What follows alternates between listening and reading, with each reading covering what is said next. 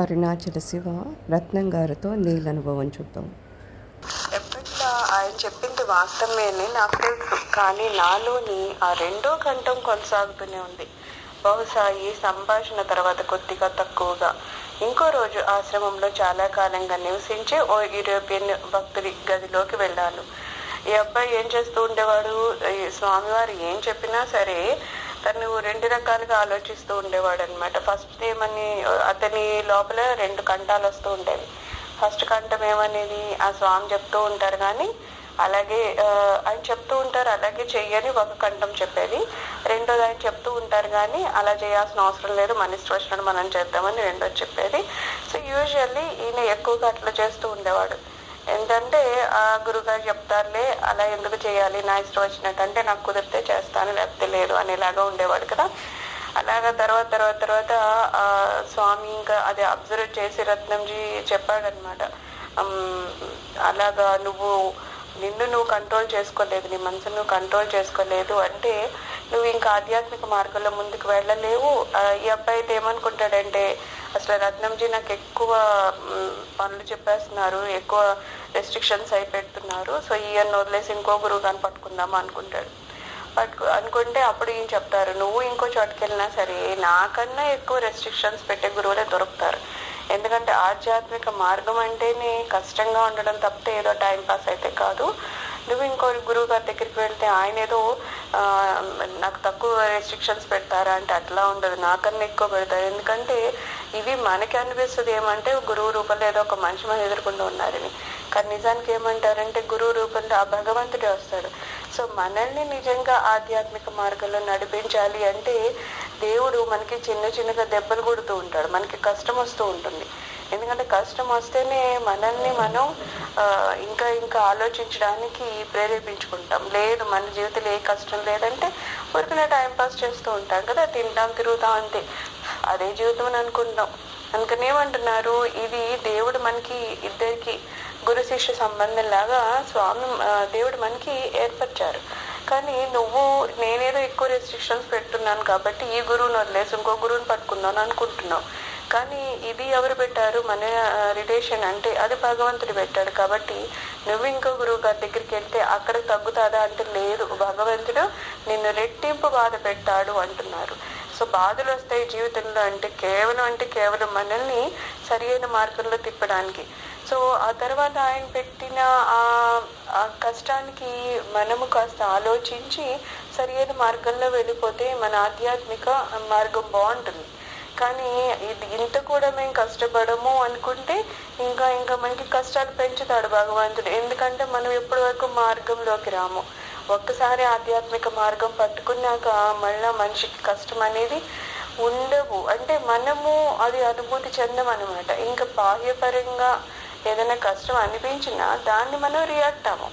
అందుకని ఏమవుతుందంటే స్వామి ఏం చెప్తారు, నువ్వు పారిపోవద్దు. నిజంగా ఆధ్యాత్మిక మార్గంలో వెళ్ళాలని అనుకునేవాడు పారిపోయి సాధించేది ఏముండదు కదా.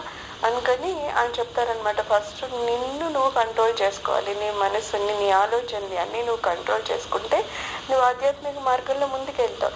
కష్టం అనిపిస్తుంది అంటే కష్టం అనిపిస్తుంది, ఎప్పటి వరకు దాన్ని మనం సరిగ్గా అవగాహన చేసుకోలేదు, ఎప్పటి వరకు అది అలవాటుగా మారలేదో అప్పటి వరకు మనకి కష్టం అనిపిస్తుంది. ఒక్కసారి అది అలవాటు అయిపోయిందా, పొద్దున్నే లేచే వాళ్ళు ఉన్నారు, ఇప్పుడు వాళ్ళకి ఏమది కష్టం కాదు, అలవాటు పడిపోయారు. కాబట్టి ఆ టైంకి అసలు అలారం కొట్టకపోయినా మనం ఫోన్ చేయకపోయినా లేచిపోతారు. ఎందుకంటే మన మనసుకున్న మంచి లక్షణం ఏంటంటే మనం ఏది అలవాటు చేస్తామో అది అలవాటు చేసుకుంటుంది, దానికి అది మంచిగా చేయడానికి కూడా తెలియదు.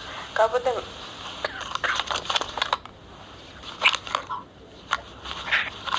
మనం ఏం చేస్తూ ఉంటా అంటే యూజువల్లీ కొంచెము చెడు అలవాట్లు అనండి, లేకపోతే ఏదో టైంపాస్ అలవాటు అట్లా మనం మనసుకు చెప్తున్నాము తప్పితే నిజంగా అది అలా ఏం పట్టుకోదు. మనం మంచి అలవాట్లు చేస్తే కూడా రోజు దానికి ఏదో భజన చేయడం నేర్పించామంటే అది భజన చేసుకుంటూ ఉంటుంది. మనం వంట చేసినా ఏదో భజన రోజు వింటున్నామంటే ఆ తర్వాత మనసు చూస్తే అదే చేస్తుంది. మనం ఒక మంత్రం పట్టుకొని ఒకరోజు ఖచ్చితంగా 108 మాలలు అట్లా పని కట్టుకుని మనం చేసామంటే ఒక 4 రోజులు అయ్యేసరికి ఆ తర్వాత ఇంకా మనం మాల జపించాల్సిన అవసరం లేదు, అది వెళ్ళిపోతుంది. సో ఏమంటున్నారు, ఇక్కడ మనస్సుని మనం కంట్రోల్ చేసుకోవడం తెలియలేదు, లేకపోతే మనసుకి ఏది అందించాలో మనకి తెలియలేదు. ఆ తర్వాత దాని వలన వచ్చే ప్రభావం మన మీద పడుతూ ఉంటుంది. ఒక పిల్లలు ఉన్నారు, పిల్లల్ని ఇప్పుడు బాగా చదివిని చాలా సంస్కారంగా ఉన్న పిల్లోడు ఉంటే ఎవరైనా ఏమంటారు, వాళ్ళ ఇంట్లో అలా పెంచారండి, వాళ్ళ అమ్మ నాన్నలు అలా సంస్కారం ఇచ్చారంటారు. ఏంటి, వెళ్ళి చూసినా చూడకపోయినా ఏవైనా సరే ఒక అబ్బాయి సంస్కారంగా ఉన్నాడంటే వాళ్ళ పేరెంట్స్లో ఎవరెవరు నేర్పించారని చెప్తారు. ఎందుకంటారంటే అంతే అంతే, ఒక పిల్లలు ఏదన్నా నేర్చుకున్నారంటే ఏదో ఒకటి చూసో ఎవరినో చూసో ఎవరి వల్ల ప్రభావితమయ్యో లేకపోతే ఎవరైనా వాళ్ళని ఆ మార్గంలో పెడితేనే వాళ్ళు సంస్కారంగా తయారయ్యారు. అది సహజంగా అనే మాట. దానికి ఇంకా వేరే రీజన్స్ ఉండొచ్చు, లేకపోతే పేరెంట్స్ సంస్కారంగా పెట్టినా పిల్లలు పక్కదో వెళ్ళిన వాళ్ళు ఉంటారు. అవన్నీ పక్కన పెడితే కనీసంలో కనీసం మనము ఆ పిల్లలకి ఆ సంస్కారం ఇవ్వడానికి కొన్నిసార్లు కోపడతాము, కొన్నిసార్లు ఏదో నెమ్మదిగా చెప్తాము, కొన్నిసార్లు బాధపడతాం, ఎంత చెప్పినా వీడు వింటలేదంట, ఇలాగ అంటే కనీసంలో కనీసం మనం ప్రయత్నం చేస్తాం. అలాగే ఇక్కడ కూడా ఏమంటారంటే, నువ్వు నీ మనస్సుని కంట్రోల్ చేయడానికి ప్రయత్నం చేయి. నువ్వు ముందు దాన్ని నియంత్రణలో తెచ్చుకో. తప్పితే నువ్వు గురువుని మార్చేసినంత మాత్రాన ఏదో ఏ ప్రాబ్లం ఉండదు, ఇంకా అక్కడ ఇంకా నేను ఫ్రీగా ఉంటాను అనుకుంటే అలా ఏం ఉండదు. ఎందుకంటే ఈ గురువుని నీకు ఇచ్చింది భగవంతుడే, ఆ గురువు ఇంకో ఎవరినో నువ్వు నెతుక్కుంటున్నావే ఆ గురువుని కూడా భగవంతుడే ఇస్తాడు. ఇక్కడ ఈ గురువు నీకు కొంత పనే చెప్పారు, అక్కడ చెప్తే ఆయన ఇంకా డబుల్ కష్టం పెంచుతారు. ఎందుకంటే నువ్వు వెనక్కి ఈ గురువు దగ్గరికి రాలేవు, అక్కడ అడ్జస్ట్ కాలేవు, అలా ఇంకోళ్ళ దగ్గరికి వెళ్ళలేవు. ఇవన్నీ మేనేజ్ చేస్తున్న ఎవరు, భగవంతుడు. మనం అనుకుంటాం ఏదో గురువులు మార్చేస్తున్నావు, స్థానాలు మార్చేస్తున్నావు, కానీ నిజానికి ఎవరు, ఇదంతా చూస్తుంది భగవంతుడు, చేస్తుంది భగవంతుడు. గురువు ఒక రూపంలో మన దగ్గర పంపిస్తుంది భగవంతుడు. కాబట్టి ఏది వచ్చిందో దాన్ని ఆ రకంగా మనం అంగీకరించడానికి ప్రయత్నిస్తే బాగుంటుంది. తప్పితే ఇది ఇక్కడి నుంచి నేను పారిపోదామా అక్కడి నుంచి పారిపోదామా అని అనుకోవడం కరెక్ట్ కాదన్నాక ఇప్పుడు ఈ అబ్బాయిలో కాస్త మార్పు వచ్చిందనమాట. అయితే ఏమంటున్నాడు, ఎప్పట్లానే ఆయన చెప్పింది వాస్తవమే నాకు తెలుసు, ఎప్పట్లాగనే అంటే ఎప్పుడూ రత్నంజీ చెప్పింది కరెక్టే, ఎప్పుడు ఆయన మంచిగా చెప్తున్నారని తెలుసు. ఇలాగ ఎడం చేతితో నీకు అబ్బాయికి ఎడం చేయి వాటం ఉంది కదా, ఎందుకు వాడకూడదు అంటే చెప్పేవాడు అనమాట. మునులు చెప్పారు ఎడం చేయి వాడకూడదు అంటే దానికి చాలా ఒక మంచి రీజన్ ఉంటుంది, ఏదో విషయం ఉంటుంది, అందుకే వాళ్ళు అట్లా చెప్తారు. సో వాళ్ళు చెప్పారంటే మనం అది ఫాలో అయిపోవాలంటే. ఇప్పుడు వస్తున్న ప్రాబ్లం ఏంటంటే ఇది ఇలా మంచిది కాదని కానీ ముందు వాళ్ళు పిల్లలు అడుగుతారు ఎందుకు మంచిది కాదని, అండ్ మనకు తెలియదు అని మొహం పెట్టామంటే అక్కడ మనం కింద పడిపోతాం. లేదు, దానికి ఏదో మంచి, ఒకవేళ మనకి తెలియకపోయినా ఏదో మంచి జరుగుతుందని మనమే ఏదో కనెక్ట్ చేసి చెప్పామనుకో వాళ్ళకి దాని మీద నమ్మకం పెరుగుతుంది. అయితే స్టార్టింగ్లో ఏమయ్యేది, మన దగ్గర పాతకాలంలో ఏదో తల్లిదండ్రులు చెయ్యి అంటే చేసేసేవాళ్ళు, చెయ్యొద్దంటే మానేసేవారు. ఎందుకు అనే క్వశ్చన్ రాలేదు, అందుకని పేరెంట్స్ కూడా ఏమీ నేర్చుకోలేదు. అప్పుడు కేవలం చెప్పుకుంటూ పోయేవాళ్ళు. ఇప్పుడు వచ్చేసరికి ఏమవుతుంది, ఎందుకు చేయకూడదు, ఎందుకు మంగళవారము ఏదో తాళి కట్ చేసుకోకూడదు, కోడి కట్ చేయకూడదు, అన్నింటికి ఏదో రీజన్లు అడుగుతూ ఉంటారు. మన దగ్గర రీజన్ తెలుసుకుని ఉండాలి, మంచిది వెంటనే చెప్తాం. లేదు, తెలియకపోయినా సరే ఇంకొకటి ఏదో దానివల్ల ఏదో మంచి జరుగుతుంది, ఎందుకు ఇలా ఇలా అయితే ఇది చెడు అవుతుంది, అట్లా ఏదో మనం కాసింత మనలో మనం చెప్పి ఆ తర్వాత ప్రయత్నపూర్వకంగా మనం నేర్చుకోవచ్చు.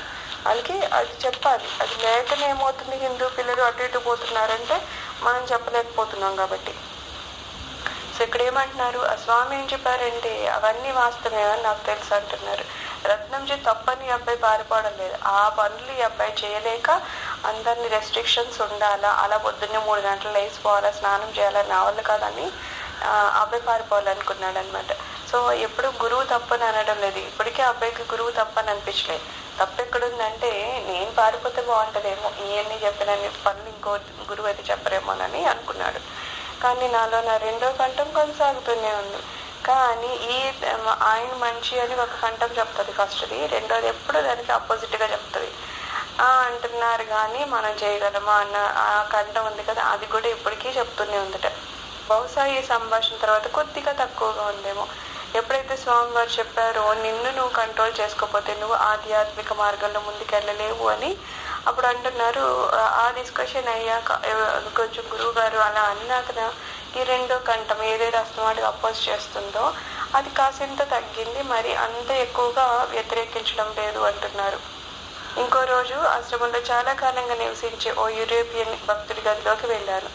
ఆయనంటే నాకు పూర్తి గౌరవభావము. ఆయన ఆత్మ సాక్షాత్కారం కొంత మేరకు పొందాడని నేను భావించేవాడిని. అయితే అక్కడ ఫారినర్స్ ఉండేవారు కదా, ఇంకో యూరోపియన్ ఉండేవారట, ఆయన దగ్గరికి వెళ్ళారు. ఆయన కూడా చాలా వరకు ఆత్మ సాక్షాత్కారాన్ని అనుభవించున్నారట.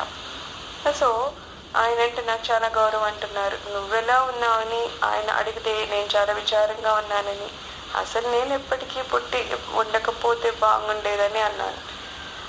అది సరైన ఆధ్యాత్మిక మార్గం తెలియకపోయినా, లేకపోతే గురువులు ఎలా చెప్పారు, ఎందుకు చెప్తున్నారో అర్థం కాకపోతే మహదానందానికి వెళ్ళాల్సిన స్థితి అల్ల దానికి ఆపోజిట్గా మహా విచారకరమైన స్థితి.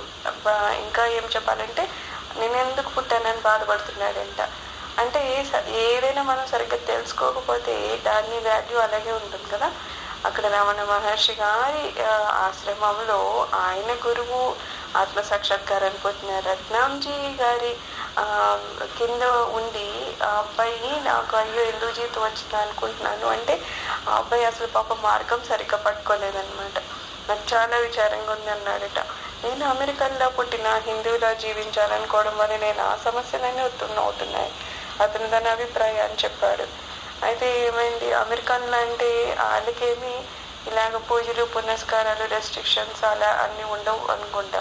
సో అలా వాళ్ళు కొంచెం వేరేగా ఉంటారు. నిన్న కూడా మనకి చెప్తారు కదా, పాపం వాళ్ళ గురువు గారు వచ్చి పడుకుంటే ఆయన కింద పడుకుంటారు. ఈ అబ్బాయి 19 సంవత్సరాలే, చిన్న పిల్లోడు, అయినా సరే అబ్బాయి మంచమే పడుకుంటాడు. ఈ అబ్బాయి ఫారినర్ కదా, కొంచెం ఈ అబ్బాయి రూమ్లో ఫెసిలిటీస్ ఎక్కువ ఉంటాయి. అయితే తర్వాత ఫీల్ అవుతాడు, అంటే నాకు అమెరికాలో పెద్దవాళ్ళని గౌరవించాలని మాకు తెలియదు అని. ఇప్పుడు ఇక్కడ ఉన్నాడంటే మన పిల్లలకి ఆటోమేటిక్గా తెలుసు, అవసరమైతే పెద్దవాళ్ళ పైన పడుకోబెట్టి నేను కింద పడుకోవాలి అనేది ఆ పిల్లలకి ఇక్కడ వరకు తెలుస్తుంది. సో ఇక్కడ సాంప్రదాయాలు వేరు కదా. సో ఏమంటున్నాడు అబ్బాయి, నేను అమెరికాలో పుట్టుంటే అది కొంచెం వాళ్ళకి ఫ్రీడమ్ ఎక్కువ ఉంటుంది. మనలాగా అన్నిటిలో ఎంత మనము తీసిపోతుంది. ఇప్పటికేమీ రెస్ట్రిక్షన్స్ చాలా తగ్గిపోయినా అయినా ఇంకా ఉన్నాయి.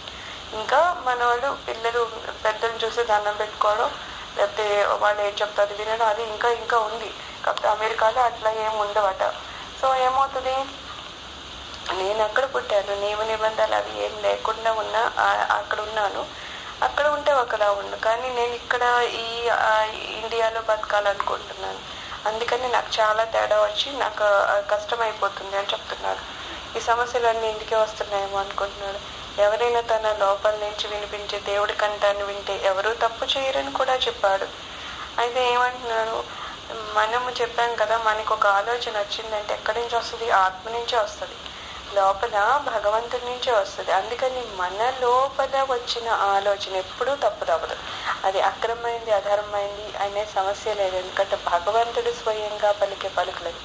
అయితే ఏమవుతుంది, మనము ఆ బయటికి తెచ్చి దాన్ని ఆచరణలో పెట్టేలోగా మన బుద్ధి, మన పరిసరాల దాని ప్రభావము, ఇంకోటి అన్నీ కలిసిపోయి లోపల నుంచి వచ్చిన ధర్మబద్ధమైన ఆలోచనని మనము దాన్ని అధర్మ పాలు చేసేస్తూ ఉన్నాం. అందుకని అది ఈ అబ్బాయికి కూడా తెలుసట, ఏమని, నా లోపల నుంచి మాటలు వస్తున్నాయంటే అది భగవంతుని మాట అని. అందుకని ఏమంటున్నారు, నేను ఎవరైనా తన లోపల నుంచి వినిపించే దేవుడి కంఠాన్ని వింటే ఎవరు తప్పు చేయరని కూడా అతనే చెప్పాడు అనమాట. సో ఆ దేవుడే పలుకుతాడు. కాబట్టి మన లోపల నుంచి మనము కనుక ఏ మాట అయితే, అందుకే అంటారు కదా, కొన్నిసార్లు ఏదైనా సమస్య వచ్చింది లేకపోతే ఏమీ అర్థం కాలేదంటే ముందు ప్రశాంతంగా ఉండి నెమ్మదిగా ఆలోచించు, అప్పుడు నీకే తడుతుంది అంటారు. ఇది మనకి అంటే ఆత్మ సాక్షాత్కారం గురించి తెలియకపోయినా, ఆత్మ గురించి తెలియకపోయినా మనం చిన్నప్పటి నుంచి వింటూ ఉంటాం. కాసేపు యాక్సిడెంట్ అయ్యి మనకి ఏమవుతుంది, గమ్మున తేల్చుకునే స్థితిలో ఉంటే పెద్దలు ఏమంటారు, నువ్వు కంగారు పడుకో, నెమ్మదిగా కూర్చో, నెమ్మదిగా ఆలోచించి నీకు వస్తుంది అంటారు. ఎక్కడి నుంచి వస్తుంది, అప్పుడు మనకు అది తెలియదు, ఎక్కడి నుంచి అనేది మనకు తెలియదు. కానీ నిజంగా అక్కడ జరిగేది ఏంటి, మనం ఎప్పుడైతే ప్రశాంతం అవుతామో ఆ పరిస్థితికి ఏది చేయాలి అనేది మన లోపల నుంచే ధర్మబద్ధమైన ఆన్సర్ వస్తుంది. సో ఏమంటున్నారు ఇక్కడ, ఏదంటే దేవుడు పలికిన పలికే, అది కనుక మనం వింటూ వెళితే కనుక మనం తప్పు చేసే సమస్య లేదంటున్నారు. ఆయనతో కాసేపు మాట్లాడాక నేను నా గదికి తిరిగి వచ్చాను. అప్పుడు అక్కడ యూరోపియన్ కలవడానికి వెళ్ళారు కదా, అప్పుడు ఆయన చెప్పారనమాట కొన్ని. ఆయన చెప్పింది దాని గురించి కొంత ఆలోచించాక అది నిజమే అనిపిస్తుంది. రత్నంజీ దగ్గరికి వెళ్ళి నాకు కొత్తగా తెలిసిన ఈ విషయం గురించి చెప్పి శాశ్వతంగా ఆయన దగ్గర సెలవు తీసుకోవాలనుకున్నాను. అయితే భవిష్యత్తులో కూడా లోపల నుంచి వినిపించే ఈ రెండో మిత్రుడి సలహాని స్వీకరించదలుచుకున్నాను. రెండోది చెప్పాడు కదా, ఇప్పుడు అన్నారు కదా, నేను అమెరికన్ లాగా పుట్టాను, సో ఇండియన్లా ఉండాలనుకుంటున్నాను కాబట్టి నాకు సమస్య వచ్చింది అంటే అతను ఏమనుకుంటున్నారంటే రత్నంజీ ఎక్కువ రెస్ట్రిక్షన్స్ పెడుతున్నారు, ఎక్కువ పని చెప్పేస్తున్నారు, అందుకని నేను చేయలేకపోతున్నాను కాబట్టి ఇవేం లేకుండా వేరే గురువు దగ్గరికి వెళ్తే ఏదో తక్కువ పనిలో నేను ఇంకా ప్రశాంతంగా బతుకుతాను అన్నాడు. అయితే ఆ యూరోపియన్ కూడా ఏమన్నారంటే సరే నీ మనసుకి ఏదనిపించింది అది కరెక్టే, అది దేవుడి మాట అవుతుంది అని చెప్పాను. సో ఈ అబ్బాయి ఏమనుకున్నాడంటే అయితే నేను ఇది రెండో కంఠము, ఇది మొదటి కంఠం కాదు. మొదటి కంఠం ఎప్పుడు ఏం చెప్పేది, రత్నంజీ ఏం చెప్పారు అది పని చేయని చెప్పేది. రెండో కంఠం ఏం చెప్పేది, అబ్బాయి ఆయన ఏదో చెప్తూ ఉంటారు కానీ నువ్వు చేయాల్సిన అవసరం లేదు, నీ పని నువ్వు చూసుకో అనేది. ఇంకా మొత్తానికి ఏం చెప్పింది, అసలు ఆయన వదిలేసే ఇంకో గురువుని పట్టుకో, ఇంత కష్టపెట్టే గురువు అవసరం లేదు మనకి, ఏదో నెమ్మదిగా తక్కువ పనులు చేయించే వాళ్ళు ఎవరైనా ఉన్నా, లేకపోతే కష్టపడకుండా ఏదో ఆత్మ సాధన చేయించే వాళ్ళు ఎవరైనా ఉంటే అక్కడికి వెళ్ళిపో అని చెప్తే అది విన్నాడు. యూరోపియన్ దగ్గరికి వెళ్తే అతను నీ మనసే చెప్పినట్టు చేయమని చెప్పారు. కాబట్టి ఈ అబ్బాయికి ఏమనిపించింది, ఓహో నేను చేసేది కరెక్టే అనిపించి ఇంకా శాశ్వతంగా రత్నంజీ దగ్గర సెలవు తీసుకోవడానికి వెళ్ళారనమాట. భవిష్యత్తులో కూడా లోపల నుంచి వినిపించే ఈ రెండో మిత్రుడి సలహాన్ని స్వీకరించదలుచుకున్నాను. అయితే ఇంకా ఇప్పటికీ అతనికి ఏముందంటే రెండో మిత్రుడు అంటే ఏది తనకి ఫేవరబుల్గా ఉందో అదే వినాలని అనుకుంటున్నాడు. ఇప్పుడు మనం చెప్పుకుంటున్నాం కదా బ్రహ్మముహూర్తం, అసలు బ్రహ్మముహూర్తానికి ఉన్న వాల్యూ చాలా ఎక్కువ ఉంటుంది. కానీ మనకి ఉన్న పరిస్థితులు అవని, లేకపోతే అలసత్వం కూడా అవుతుంది, అనారోగ్యం అవుతుంది, ఏవో కొన్ని కారణాలు. ఆ కారణాల వల్ల మనం ఏమనుకుంటాం అంటే 3 గంటలకి ఎందుకు లేగాలి, లేకపోతే 4 ఎందుకు, ఇంకోటి కొన్ని 5 అన్న అట్లీస్ట్ ఇది కూడా ఎందుకు లేగాలి, 7-8 గంటలు లేగచ్చు కదా అనుకుంటారు. వాళ్ళని వెళ్ళి మనం ఇది చెప్పామనుకో నా ఆరోగ్యం సహకరించదు అంటారు సింపుల్గా. కానీ వాళ్ళకి తెలియని విషయం ఏంటంటే కనీసం 5 గంటల కన్నా లెగిస్తే ఆ పరిస్థితుల వలన మనకి ఎన్ని రకాల ఉపయోగాలు చెప్పడం అంటే ఆరోగ్యం బాగుపడుతుంది, మనం మానసికంగా కూడా చాలా బలవంతంగా తయారవుతాం. అది దేవతల సమయం అంటారు. కాబట్టి నువ్వు ఆ సమయంలో ఏ ఆలోచనలు చేస్తావో అవి చాలా మంచిగా ఉంటాయి. నీకు ఏది కావాలో అది భగవంతుడి నుంచి ప్రార్థించే ఆ సమయం అదే కాబట్టి అది బాగుంటుంది. అలాగే ఎన్నో చెప్తారనమాట. ఒకసారి బ్రహ్మముహూర్తంలో లెగడం మనిషి ప్రారంభించాడంటే అన్ని రకాలుగా ఆరోగ్యం అవని, ఆర్థికంగా అవని, భౌతికంగా అవని ఎట్లా చూసినా సరే అతని ఇంకా అభివృద్ధి చెందుతుంది, దానికి ఎందుకు వచ్చే సమస్య లేదు. కానీ ఇక్కడ ఏమవుతుంది, మనకి రెండో కంట ఉంటుంది కదా, ఏం చెప్తుంది, అయ్యాన్ని ఎవరు చూడొచ్చారు, ఇప్పుడు పడుకో శుభ్రంగా 7-8 గంటలు వెళ్తే బాగుంటుంది అనిపిస్తుంది. సో మనకి మిత్రుడిలాగా శత్రువులాగా మిత్రుడు ఎక్కడో లేరు, మనలోనే ఉన్నారనమాట. సో ఈ అబ్బాయి ఏం చేశాడు, ఇదే పట్టుకొని రత్నంజీని వదిలేయాలనుకున్నాడు. ఇంకా ఏమంటున్నాడు, తర్వాత కూడా జీవితంలో ఈ రెండో కంఠం ఏం చెప్తాదో అదే వినాలనుకుంటున్నాను అనుకుని డిసైడ్ అయిపోయానని చెప్తున్నాడు. నేను ఆయన గదిలోకి విసురుగా వచ్చాను. రత్నంజీ వెంటనే నాతో అన్నారు, ఏంటి కొద్దిసేపు కూర్చో, నువ్వు శాంతి పొందాక మనం మాట్లాడుకోవచ్చు, గదిలోకి తుఫాను వచ్చినట్లుగా అనిపిస్తోంది నాకు. అంటే రత్నంజీకి అన్నీ అసలు ఈ అబ్బాయి చెప్పాల్సిన అవసరం లేదు కదా, ముందే చెప్తున్నారు ఆయన. సో ఏమంటున్నారంటే ఈ అబ్బాయి ఎంత చికాకుగా లోపలికి వెళ్ళాడంటే ఏదో తుఫాను వచ్చినట్టు అనిపిస్తుంది. ఆ అబ్బాయి ఇంకా నోరిప్పలేదు, ఏమీ మాట్లాడలేదు, ముందే స్వామి అంటున్నారు ఏదో తుఫాను వచ్చేసినట్టు వస్తున్నావు, కాస్త నెమ్మది పడు, కాస్త శాంతంగా మాట్లాడతాము అని చెప్పారు. నా మానసిక ఆందోళనకి కారణాన్ని నేను కనిపెట్టానని, ఆయన నన్ను హిందువుగా మార్చడానికి ప్రయత్నించి ఉండకూడదని నా మిత్రుడు చెప్పింది కొన్ని క్షణాల తర్వాత నేను ఆయనకి చెప్పాను. అయితే ఇంకా ఈ అబ్బాయి మొదలనే నన్ను నిశ్చయించేసుకున్నాడు కదా. సో చెప్తున్నాడు, మీరు ఏదో నన్ను హిందువులా మార్చేయాలనుకుంటున్నట్టున్నారు, సో నేను మారాలనుకోవడం లేదు, అది ఇది అని ఇంకా ఆ అబ్బాయి మాట్లాడడం మొదలుపెట్టాడు. ఆయన సమాధానం చెప్పలేదు, కానీ లేచి కూర్చుని తనని అనుసరించమని చెప్పారు. అది రాత్రి, మనుషులు ఎవరూ లేచి నిలుచొని దాన్ని అనుసరించమని చెప్పారు. అంటే ఆయన ఏది కూడా బయటకు వెళ్తున్నారు, ఈ అబ్బాయిని కూడా వెనక రమ్మన్నారంట. మనుషులు ఎవరు లేరట. ఒక చిన్న కొండ దగ్గరికి మేము 1 మైలు దూరం నడిచి వెళ్ళాము. పైన చంద్రుడు, వెనుక అరుణాచల పర్వతం మెరుస్తోంది. అంతటా నిశ్శబ్దము. కొద్దిసేపు నిశ్శబ్దంగా కూర్చున్నాక ఆయన చెప్పడం మొదలు పెట్టారు. బయటకు తీసుకుని వెళ్ళారంట. నిజంగా అరుణాచలంలో ఆ సంధ్య టైం కానీ, ఆ వెన్నెల సమయంలో కానీ ఆ పర్వతం చాలా బాగుంటుంది కదా, అరుణాచల పర్వతం. సో అలాంటి అక్కడికి తీసుకొని వెళ్ళారంట, కాసేపు ప్రశాంతం చేసి. ఎప్పుడన్నా ఎవరైనా ఎదుటి వాళ్ళు ఉద్రేకంగా ఉన్నారంటే మనం ఉద్రేకంగా ఆన్సర్ చెప్పామా అసలు మొత్తానికి ఆ సమస్య ఎప్పటికీ తీరదనమాట. అందుకని ఎవరైనా ఎదురుగా వాళ్ళు ఉద్రేకంగా ఉన్నారంటే మనం కాసేపు వాళ్ళని శాంతపరిచేలాగా ఉండాలి. ఎందుకంటే ఉద్రేకంలో మనిషి మాట వినడు. తను ఏమనుకున్నాడో అది మంచో చెడో కూడా వాళ్ళు ఆలోచించే స్థితిలో ఉండరు. పైగా మనం చెప్పినా వాళ్ళు వినాలని అనుకోరు. అందుకని ఏమంటున్నారు, ఎవరైనా సరే ఉద్రేకంగా ఉన్నప్పుడు మనం ముందు వాళ్ళని శాంతపరిచేటట్టు చూడాలి. వాడు శాంతపడ్డాక అప్పుడు మన మాట వాళ్ళు వినగలుగుతూ ఉంటారు. అప్పుడు మాట్లాడడం మొదలు పెట్టాలి. అప్పుడు నేనేమంటున్నారు, ఆయన కాసేపు నిశ్శబ్దం అయ్యాక అప్పుడు ఆయన మాట్లాడుతున్నారంట. నీల్, నా బిడ్డ, నిన్ను అర్థం చేసుకోవడంలో నీ మిత్రుడు పొడబడ్డాడు. నువ్వు తీవ్రమైన దైవ ప్రేరణతో భారతదేశం మీద నీలో పుట్టిన ప్రేమతో అమెరికా నుంచి ఇక్కడికి వచ్చావు. సో ఏమంటున్నారు, ఒక గురువు గారు శిష్యుడిని అర్థం చేసుకునేటట్టు ఒక ఫ్రెండ్ అర్థం చేసుకోవాలని లేదు. ఫ్రెండ్ ఏం ఆలోచిస్తారంటే ఈ ఫ్రెండ్ ఎలా సంతోషంగా ఉన్నాడో అంతవరకు ఆలోచిస్తాడు. గురువు మనం సంతోషంగా ఉండడం కాదు ఆలోచించేది, మనకి సచ్చిదానందం ఎలా దొరుకుతుంది, మనం మోక్ష ప్రాప్తిని ఎలా పొందుతాము, మనకి ఆ జీవిత లక్ష్యమైంది నిజంగా ఎలా సాధించగలుగుతాము, అది కదా గురువులు ఆలోచిస్తారు. అందుకని కొన్నిసార్లు గురువు గారు చాలా కఠినంగా ఉన్నట్టు, ఇంకా చెప్పాలంటే మనం చాలా కష్టపెట్టేస్తున్నట్టు అనిపిస్తూ ఉంటుంది. సో ఇక్కడ ఏమంటున్నారంటే నీ మిత్రుడు నిన్ను అర్థం చేసుకోలేదు, పొరబడ్డాడు అర్థం చేసుకోవడంలో. నిజంగా నువ్వు ఇక్కడికి వచ్చావంటే ఏమంటున్నారు, నీకు తీవ్రమైన దైవ ప్రేరణతో భారతదేశం మీద నీలో పుట్టిన ప్రేమతో అమెరికా నుండి నువ్వు ఇక్కడికి వచ్చావు. అబ్బాయికి ఎంత ప్రేరణ లేకపోతే, ఎంత వెనుక ఆ భగవంతుని అనుగ్రహం లేకపోతే అమెరికా నుంచి 19 ఏళ్ళ పిల్లోడు, పెద్ద ఇది ఏం కాదు.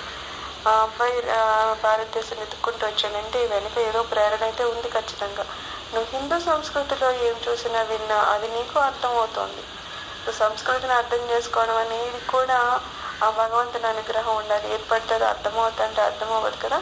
సో నీకు అంతా అర్థమవుతుంది అంటే వెనుక ఏదో నీకు ప్రేరణ ఉంది. నీ మీద ఎవరు ఏది బలవంతంగా రుద్దకుండానే హిందూ సాంప్రదాయ సన్యాస జీవితాన్ని నువ్వు స్వీకరించావు.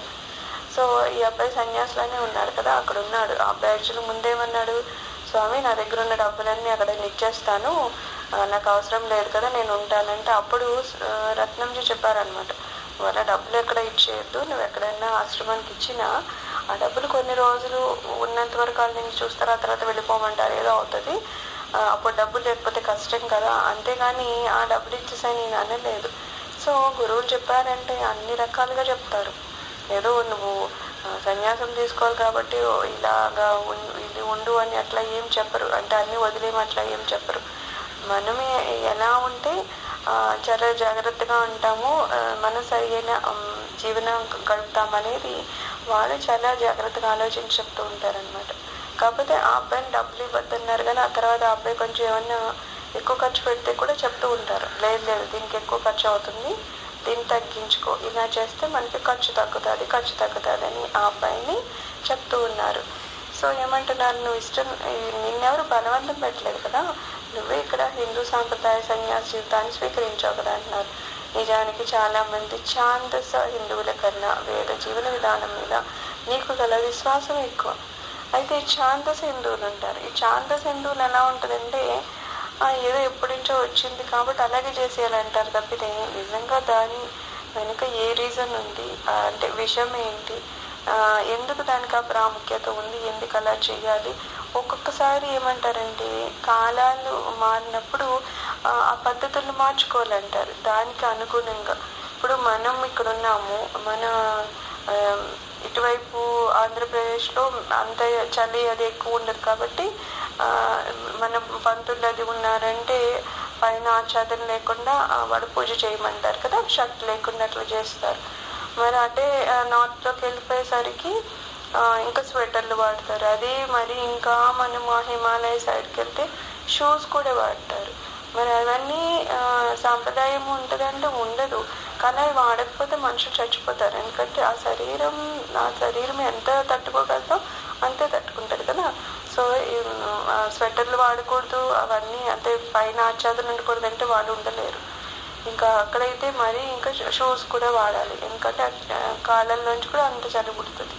సో ఏమంటున్నారు, ఈ ఛాందసులు అంటే ఏమంటుందంటే సరి అయిన వాళ్ళకి అవగాహన ఏముండదు, ఏదో ఎవరో చెప్పారు చేయాలంతే. కొంతమంది ఇంకా నీకు సూట్ అవ్వదయ్యా బాబు అట్లా చేయకూడదు అన్నా సరే లేదు లేదు లేదు వాళ్ళు చేయమన్నా చేసేస్తామంటారు.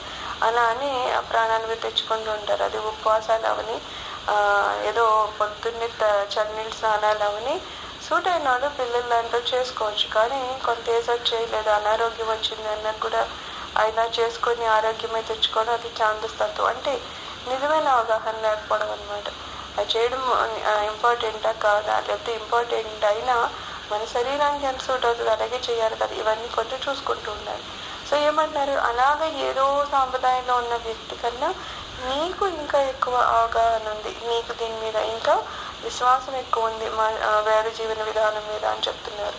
నేను ఈ మార్గంలో నడిపించాలన్న ఆలోచన నాకెన్నడూ లేదు. ఏదో పని కట్టుకుని నేను నిన్ను ఇందులోకి తేవాలని నాకెప్పుడు లేదు. కాకపోతే ఏమవుతుందంటే ఒక వ్యక్తికి ఎప్పుడైతే ఆతృత ఉంటుందో, ఎప్పుడైతే అతను మనస్పూర్వకంగా ఏదో ఇది నేను సాధించాలనుకుంటాడో, ప్రకృతి అవని భగవంతుడు అవని లేకపోతే ఆ భగవంతుడే గురువు రూపంలో అని మనల్ని ముందుకు నడిపించడానికి ఖచ్చితంగా మన జీవితంలోకి వచ్చి తీరుతారు. అలాగా ఈ అబ్బాయికి నీలికి ఉంది కాబట్టి ఇంత దూరం భారతదేశం వచ్చాడు, ఒక సన్యాసి జీవితాన్ని నడుపుతున్నాడు. అది ఆల్రెడీ చాలా గొప్ప విషయము. కాకపోతే ఎప్పుడైతే ఈయన ఇంకా ఆ అబ్బాయిని కొంచెం ఏదో మార్గంలోకి తేవాలని కాసింత ఎక్కువ కష్టపెట్టారో అప్పుడు ఇంకా భయపడి వెనక్కి వెళ్ళిపోవాలనుకున్నాడు అనమాట. సో ఏమంటున్నాడు, నిన్ను ఇందులోకి తేవాలని నేను అలా ఏమనుకోలేదు, అంటే నేనేం బలవంతం పెట్టలేదు, నేను నడిచిన దోవనే నీకు చూపిస్తున్నాను.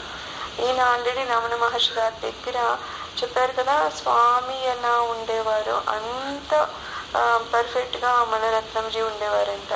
ఆయన అలానే నేర్చుకున్నారు. కాబట్టి ఆయన ఏమంటారు, పర్ఫెక్ట్గా ఉంటే నిన్ను చూసి ఇంకో నలుగురు నేర్చుకుంటారు. అందుకని ముందు మనము ఆ మార్గంలో నడిచి చూపించాలి.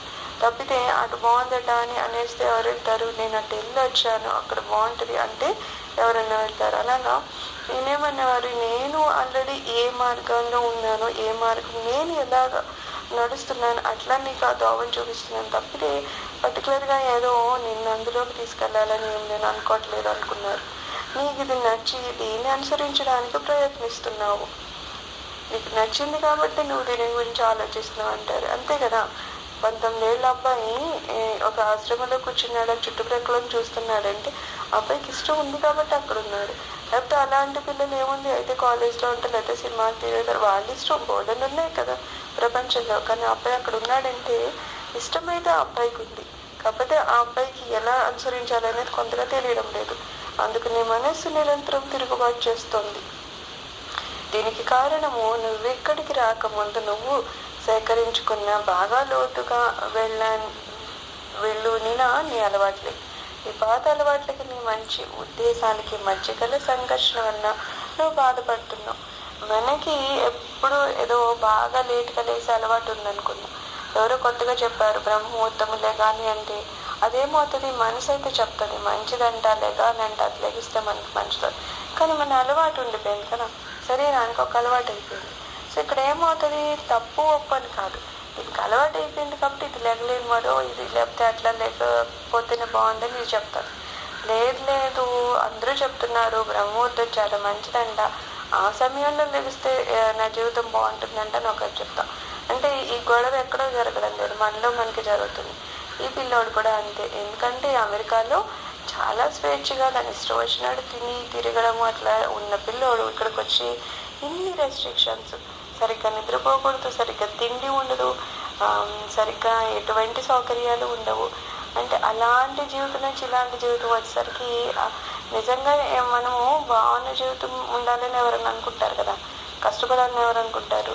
సో అలాగ నీకున్న అలవాట్లు దీనివల్ల ఏమైనా తేడా వస్తుంది తప్పితే నిజానికి అలా ఏం లేదయా అని చెప్తున్నారు. తప్ప నీ ప్రస్తుత జీవన విధానం వల్ల కాదు. అయితే నిస్సందేహంగా నా సన్నిధి ఈ యుద్ధాన్ని మరింత త్వరగా చేస్తోంది. అయితే ఏమంటున్నారు, ఆ అబ్బాయికి మన రత్నంజీకి దొరకకుండా ఊరికినే ఆ అబ్బాయి అక్కడ సన్యాసం ముచ్చుకొని ఉండాలంటే ఏదో రోజు తన ఇష్టం వచ్చినప్పుడు లభిస్తాడు. ఎందుకంటే ఆశ్రమాల్లో ఎవరు మనల్ని ఖచ్చితంగా ఇది చేయమని అన్నారు. కేవలం అక్కడ నియమాలు ఉంటాయి. నియమం అంటే ఏదో ఆ టైంకి అట్లా చేయాలని ఉంటుంది, కానీ ఎవరు వచ్చి నువ్వు చేయలేదని అడగరు. సో ఆ టైంలో వెళ్ళి పడుకునే వాళ్ళు ఉంటారు. అయితే ఇక్కడ ఏమైంది, అలాగా అబ్బాయికి వదిలేసి ఉంటే అబ్బాయి బాగానే ఉండును. కానీ రత్నంజీ దొరకడం వల్ల ఏమైంది, రత్నంజీ ఆయన్ని ఈ అబ్బాయి అడిగాడు కదా, స్వామి నేనేదో మీకు హెల్ప్ చేయాలన్నా అన్నాడు. కాబట్టి ఆయన అన్నారు 3 గంటలు లేకు అని చెప్పి.